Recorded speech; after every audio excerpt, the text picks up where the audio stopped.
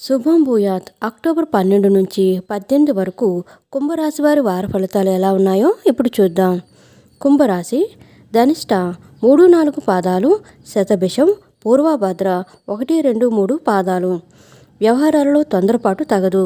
నిపుణులను సంప్రదించండి. పనులు హడావిడిగా సాగుతాయి. ధన సహాయం తగదు. ఇతరులను మీ విషయాలకు దూరంగా ఉంచండి. మీ సమర్థతకు నిదానంగా గుర్తింపు లభిస్తుంది. ఒక సంబంధం కలిసి వస్తుంది. పెద్దల గురించిన ఆందోళన చెందుతారు.